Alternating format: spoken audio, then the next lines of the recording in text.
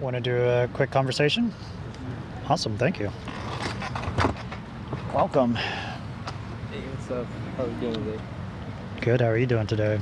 Honestly, it's alright, It's alright. Yeah. Want me to wear a mask? Does it matter to you? Honestly, not really. Doesn't matter. Okay, cool. Want to do headphones? Headphones? Sure, I've never done this before. Sure. Thank you for sitting down. Can you hear me okay? Yeah, I can be pretty alright, can you? Oh, hang on, there you go. Now you should be good. For sure. There we go. And just try to squeeze as close as you can. So yeah, let me explain what I'm doing here. First, do you mind if I record and live stream? Is that cool? Nah, I don't mind. Thank you. This thing takes up so much space, so I just have to record at the beginning. So my name is Reed. Nice to meet you. Gotcha. I'm Javier. Nice to meet you too. Javier, not cool. And yeah, are you a student here at UCLA? Yeah, I'm a student here. Awesome, cool. What are you studying? I'm studying political science, actually. Awesome, political science. Nice. What about you? What do you do? I'm just a random guy. I go to various places in LA. I have this YouTube channel hobby where I chat with people about whatever they want to believe, whatever they believe and why. Gotcha. I'm trying to practice this way of having conversations called street epistemology. Never heard of it before, actually. Yeah, there's like the steps there, mainly of it on that card. It's like it's like a Socratic method style where I keep my opinion out of it. I don't want to have a debate. I just want to help someone think through what they believe and why, whatever they want to talk about. And Gotcha. If they want, they can ask me my opinion if they feel like it. But ideally, I Gotcha. just keep my opinion out of it. Go ahead and present a topic then. Yeah, I've got a few topics over there on the board. Did you see those? Or Yeah, ideally, you bring up a topic, and I'll help us think through it with questions. Dang, honestly, I just came in just kind of expecting a debate, actually. Oh, you wanted to just debate? I'm not sure, whatever you feel like. I could be more aggressive with my questions. But what's a good topic to debate about that you feel like you want to debate about? I don't know. What do you feel like debating about? I've got critical race theory there. I've got sex versus gender. Just the general question, what's the biggest problem no one is talking about? Religion or politics or astrology? Dang. I don't even know. I don't have a strong opinion about any of those things really, except maybe religion. Actually, vaccine mandates. Yeah, vaccine mandates is one. Want to debate about that? Sure. I'm open to debating too if you want to do that. I don't know. Just I don't know. You're leading this right now. I just walked in. Let's see how it goes with street epistemology. It usually goes better than debate. Gotcha.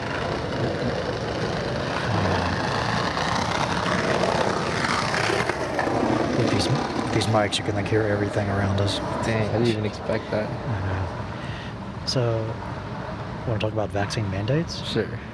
All right. What's a good question around that topic to focus on? I'm not sure. Probably just the general premise of should they be a thing? Should they be? Should vaccines be mandated in the first place? Yeah. It's probably a general question. Maybe should Los Angeles have a vaccine mandate? I feel or should the should anywhere have a vaccine mandate? I feel don't we already have vaccine mandates though for just general things, just tuberculosis? Not vaccines, but obviously precautionary measures against infectious diseases like the flu or tuberculosis or mumps and measles or other things that have been eradicated by now, just smallpox and just the chicken pox. Chicken pox is kind of recent though because I still have siblings who have had it before, and plus those things probably still exist in other countries, but probably just not in the United States just because it's a developed nation. And I feel we're kind of just regressing in the terms of people who are refusing vaccine mandates or just are pushing against it just because they're doing so on the premise of personal freedoms. But I'm pretty sure it was long established that personal freedoms shouldn't digress or transgress upon the freedoms or be a danger to other people. Yes, some people's personal freedom causes a danger to others, and there's a trade-off there. Yeah, I feel there was never, of course, the Constitution always prioritized personal freedom, but it's never been at the expense of other people, and that's what refusing a mandate would kind of be, just it would be projecting on other people and just putting other people in danger, just as like, because if you're obviously like an infectious person going about your daily life, you obviously like become a public danger, you know? Yeah, yeah. Should we focus it on just the COVID vaccine mandate, or just vaccine mandates in general for like any of the major diseases that have a mandate? I feel like the most of the controversy just like surrounded the COVID one. So probably should just get started with that one, just because like Yeah. the main thing right now, it's like what's affecting, it's just entirely new to everybody right now, and that should just really be like a priority, because like obviously we've had the flu for hundreds of years and know what the flu does, even though we come out like a new strain every year. But with COVID, it's just like it's something entirely new, and we just really don't know what's going on, or it's like long-term effects, So it should be just like, I feel like it would be common courtesy, just, or like a civil duty, just to be, just to do your part and just protect everybody else too, because although some people claim that it's like not, real, I don't think you really argue with like the statistics either about how many people have died from it. Like obviously some people are like, oh, my buddy died in a car crash, and they say it's a COVID death, but then you can't argue with like the statistics worldwide about how many like Your friend died in a car crash and they labeled it a COVID death? No, Or some you've heard that yeah, that type of I've heard that story so argument. many times. Okay, yeah. Yeah, I'm just like, but you can't really argue with the statistics of like around the world of how many people have died, or just like with the news headlines that you would see about the people who just get like piled up in trailers because they ran out of like space, just like to bury people. Yeah, I think it's fair to say COVID is dangerous So, yeah, and deadly. it's definitely, yeah, it definitely has like a high death count, and yeah, it's definitely something to acknowledge, something that shouldn't be ignored, which is something that usually gets outwardly ignored by an increasing like majority of people now, or just in certain places, because I'm from the Central Valley, and there's like a good, there's this good like and strong opposition to the COVID vaccine over there. So it's just like, it's kind of concerning in a little bit, Yeah, and there's kind of two issues I'm hearing. It's like, vaccine hesitancy, like not wanting to take the vaccine itself, and also resistant to vaccine mandates, Yeah. like having that be mandated for people to like show a vaccine card if they want to go into any kind of business or something, Yeah. or having to wear masks. That's another kind of mandate, a mask mandate. Let's focus on the vaccine mandate. Yeah. Gotcha. Should Los Angeles have a vaccine mandate, and what do we mean by that mandate specifically? By a I'm sure there's a bunch of policies around what the mandate means. Yeah, pretty sure it's just like, general like, I don't know. I feel like at the strongest point, a vaccine mandate would be just like to have to like show your like vaccine card or your vaccination status to just get into any like place, which would honestly like make sense if it's like a popular like crowded place, But I feel like Los Angeles definitely should have a vaccine mandate, just because of like the amount or like the density of people here. Because for a minute we had like a really like, we were like a significant like hotspot for COVID-19. So definitely there should be like precautionary measures to counteract that in a way.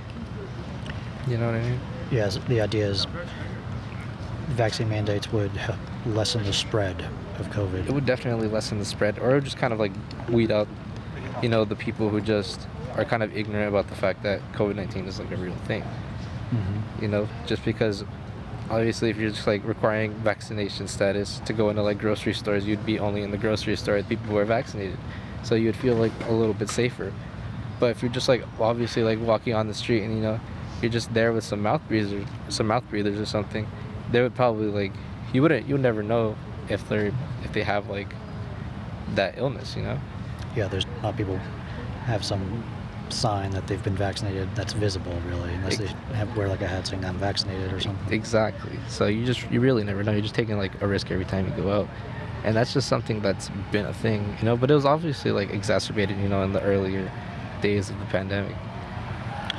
Yeah, so there's just always a risk, and we're trying to mitigate risk in reasonable ways. And one way to mitigate risk is to have a vaccine mandate for public, crowded indoor spaces. Yeah, what is the limit for that? The limit? What's a good reasonable limit? Is it I, like I feel like just crowded spaces in general, because obviously if you're like in the park, you're not really like getting close or as close to people, indoor and outdoor, or just indoor? or outdoor. Because in indoor, it's obviously like an enclosed space, and there's not really like that much airflow, and you could really just there's like a large potential for like the spread of like any illness actually, or any airborne illness. And but like when you're outdoors, you know, you don't really worry about as much because obviously like wind and like distance between people, and you know, because like particles in your breath or anything can't really travel that far, and especially if like it's even like less if people are wearing masks, because it just most of it stays inside the mask, and if you're like outdoors and have a mask on, the risk is like virtually none. Yeah, we're kind of within like sneeze distance, so that could happen potentially. That would be bad. Maybe, yeah. But yeah, But- I'm vaccinated, and being outdoor, I think that's pretty safe for me. And but yeah, so outdoor spaces would also, like crowded outdoor spaces, Yeah. like what kind of environment would that be? Like like a concert or Yeah, something? definitely thinking about like a concert type of environment. Yeah, or like a baseball game or something, stadium, outdoor stadium type thing. Yeah, just where everybody's like within like probably like 3 feet of each other or something. That would just make sense for people to be like masked up. But if some like public parks or something, not really, you know, people could probably just like be maskless out there. I'm pretty sure it's like not recommended that people just like wear a mask, especially if they're like in a public park. Mhm. You know, it's just kind of like a common sense type of thing. Yeah, so crowded outdoor spaces, crowded indoor spaces. What's like the minimum threshold for indoor crowded? What does indoor crowded mean? Like at least 10 people within like a certain square feet, or Yeah, just where there's high like amounts of foot traffic, I would say.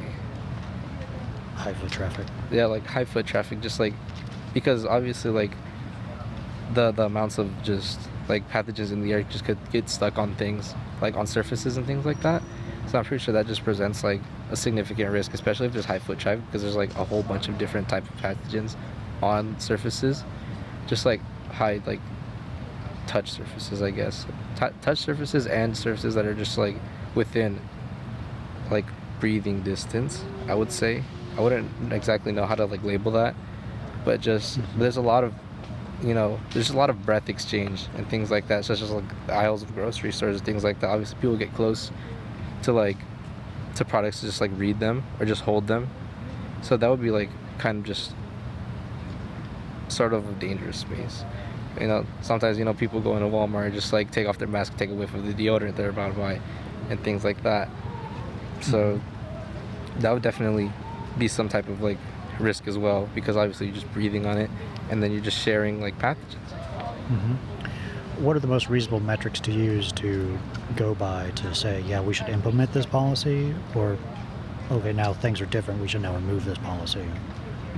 Just probably just the amount of people who are infected in an area would probably just be a good sign if a policy is working, and then that they could just remove it.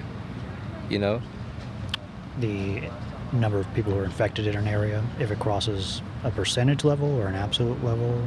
Not just like how there's usually it's measured by like 1 in 100,000 people are infected or things like that.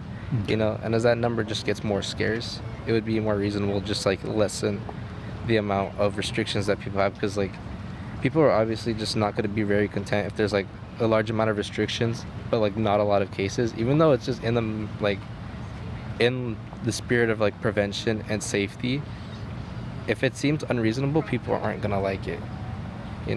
Just like if it was mandated that you had to wear a mask outdoors all the time, even if there wasn't people like around, you would just feel implied or just encouraged to disobey such things.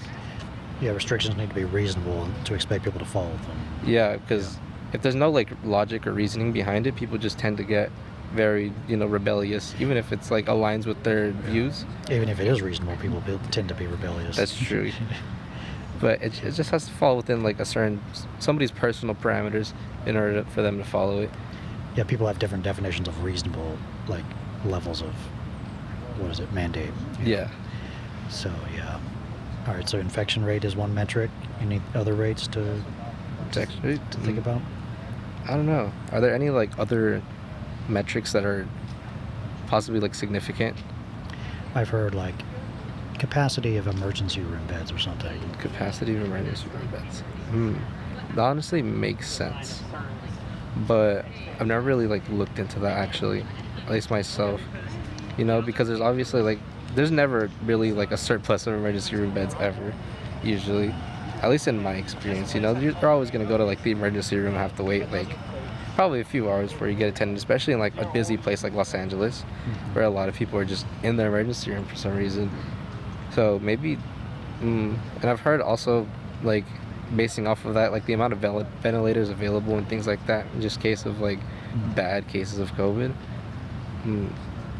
But at the same time, usually, I think I saw a statistic that said like 92% of those who are hospitalized because of COVID-19 are unvaccinated. So at the same time, it does like fall back onto the central argument if people should be mandated to be vaccinated or not. Yeah. Yeah, I think about that where it's like most of the people who are hospitalized are people who are not vaccinated. Yeah. The vaccines are widely and publicly available for free. Exactly. It's just personal like opinion. It's not that people don't have time to go get the vaccines. Just like they're conflicted with either their party's opinions or they just need to appeal to like a certain side or other things like that. I don't think anybody really cares about what's actually in the vaccine. People claim they do, but then they go around eating hot dogs and things like that, and nobody could really tell you what's in a hot dog either, or just and things like that. Yeah. What I'm learning about is if mainly the unvaccinated are at risk, why need a mandate to protect who from what? Of course. Because the unvaccinated are still part of the general population, and they still present a risk because there's obviously like breakthrough cases in vaccinated people, but those breakthrough cases probably present, and those breakthrough cases of people who get like vaccinated are obviously like kind of contained just because they already got the vaccine, just like the flu vaccine, where if you get it, you probably will still get the flu that year, but you probably get it less hard than if you didn't get the vaccine. But those who are causing the risk to vaccinated people are the unvaccinated, just because they're just a kind of vessel for COVID-19 already, just because they're unvaccinated and they have no protection against it. So they're just kind of vulnerable, and they're just contributing to the spread. Yeah. Can you help me with this scale? I'm wondering about this. If like 0 is not safe at all, you're at extreme risk of getting COVID. 10 is like you were very safe, you were virtually protected, completely. It's like, say we had that scale in like a general grocery store.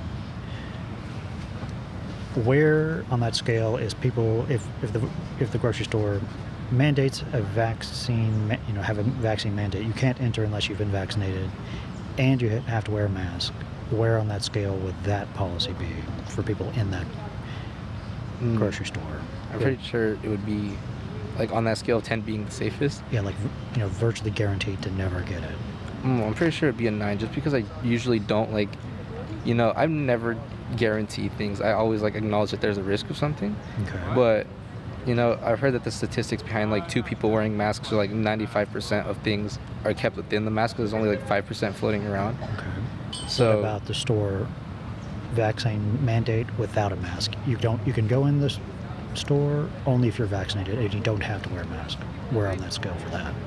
That's probably just falling around to 6, just because there are possibly like breakthrough cases that people don't know about. So and they a mask is a 3 on that scale. Like it adds 3 in terms of safety. I feel like it would add 3. Like if it was like just nobody was vaccinated and they had a mask, it would probably be like a 3, just because of some people probably just not wearing a mask or just taking off their mask in the store. But if people were just like raw dogging it, just not wearing a mask or being vaccinated in the store, that's obviously just like gonna be like a hotbed of just sickness. That's probably like a 1 on the safety scale. Yeah. Would we expect a lot of infections to take place in a grocery store that had a vaccine mandate but no mask policy, no mask mandate? vaccine mandate but no mask mandate. Yeah. I feel like it would be it wouldn't be none, but there would be a lot fewer than it would be if their like restrictions were like significantly like, less. Would it be like Yeah. twice as much as the grocery store with the vaccine and mask mandate of infection? 10 times, 100 times? Maybe. No, actually, 10 times to 100 times seems like very, it seems like a stretch. But someone would probably have to do the math, especially like regarding the statistics of those who are like those who are vaccinated and get sick, and those who, you know, I'm not sure how to exactly explain it, but those who are like vaccinated and get sick, and those who have been sick before, or those who, wear a mask like religiously, and obviously those people who are just vaccinated and don't wear masks and things like that. So it really would depend on the circumstances surrounding it, and someone would really have to just gather statistics around like the certain area, probably, especially because like, a grocery store in Los Angeles probably has more foot traffic than a grocery store in Fresno, California. So it would significantly just, and some grocery stores have ceilings that are like 50 feet off the ground, and others have them that are just 12 feet off the ground. So it really just depend on, it really just comes as a circumstance. Yeah, so also on that scale, what about a grocery store who does not have a vaccine mandate or a mask mandate? Anybody can come in. Where on the scale would that grocery store be? Dang, that's like a 1. A 1. That's like a 1, just because people are like, okay, probably to reach 0, everybody would have to be like kissing each other, just very, very packed. It's a very busy day. Doing everything we can to get infected. Exactly. But like, it would be a 1 just because it's a middle of a pandemic. Actually, I wouldn't say middle, just because we're kind of like, I would say we're kind of reaching the end, but we're still definitely in one, and people are just going in. They're probably breathing everybody else's breath. They're crowded at the line. Especially in a busy grocery store. They're crowded at the line. They're going through aisles, just like, I don't know, just doing their normal shopping. They're just acting like normal. And there's obviously a lot of foot traffic going on. The grocery store probably open from like 9 to 5, probably seeing about like 1,500 customers a day. And all of them sharing the same space. Probably not a lot of airflow just because of the amount of people just clogging the place. And that's probably just for a small grocery store. I wouldn't even imagine how it would be for like a Walmart or something. Yeah. So okay, you would expect at least like, there's going to be like at least one person out of like 1,500 people in a day probably sick, and probably just, spreading whatever they have. They're probably going to take a trip around the store. They're not looking just for one thing. They're probably doing their weekly shopping. They're going to be in there for a good while, just like everybody else. And it's just going to be a high risk thing.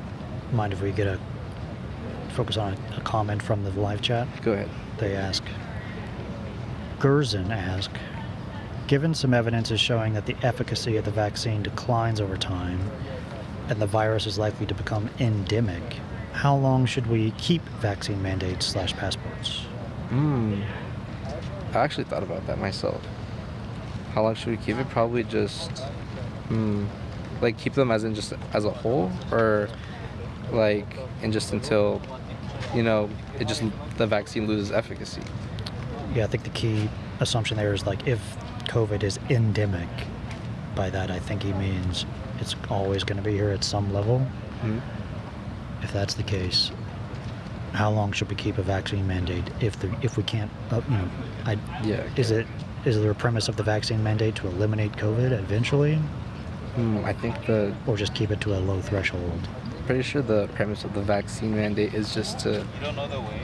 I think it's just kind of like a band-aid solution, just to like because currently we really have no solutions other than just to get vaccinated and just kind of like have a degree of protection.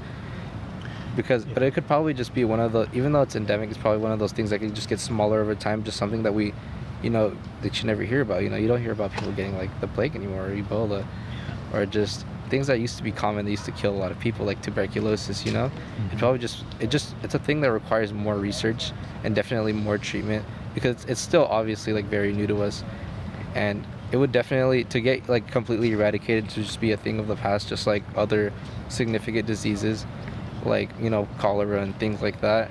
that just don't exist here anymore, it would definitely require a lot of research. But I don't think it would just become like an endemic thing like the flu or something like that.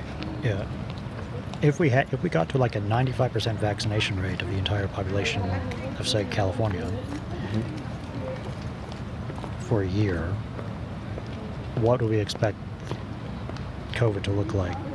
Like, would it be virtually eradicated in California? Partially eradicated. It depends on what the 5% does, probably. Just because there are going to be breakthrough cases, and I remember seeing the statistics on the Pfizer vaccine when it first came out. It was like around 95% efficacy, I think. You know, it would just be like one of those offshoot things, like of somebody getting COVID that you don't really hear about anymore, because a lot of people that get COVID are, you know, just like how I said with the hospital statistic, 92% who are hospitalized are unvaccinated. You would usually just hear about people who are unvaccinated getting COVID. It would just be, you know, it would be one of those offshoot type of things. You know, you would probably just compare it to like things with similar statistics, you know, just like 1 in 100 people. I don't know. There are other things that it's comparable to. Yeah, a lot of people get hospitalized from the flu usually. Exactly. Is it like 1 in 100 people though? I don't know. Yeah, it's just probably not that. Probably not. But it's comparable to things like that. So it's just something you would probably just hear about, you know, from around the bend. You know, you'd probably hear about your cousin who wasn't like vaccinated and just got sick. But it would be even rarer to hear about somebody that you knew was vaccinated getting it, you know? Yeah. So let's try to focus on this one question for the confidence scale. Should Los Angeles have a vaccine mandate by 2023? Depends on how we handle it by 2023. But Right. should it have a vaccine mandate now? If things are like similar to what it is now, Mm, there's like virtually no change. January 2023, should we keep it or remove it? there's virtually no change. I would just...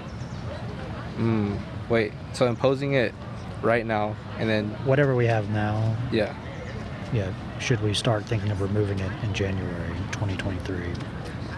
Depends on how it's... If there's virtually no change, then maybe, because obviously it's like an unnecessary measure. And if it produces no change, then it would just, you know, just be a measure that would just... It's just wasteful, you know? It's just, you know, ineffectively oppressive, I would say.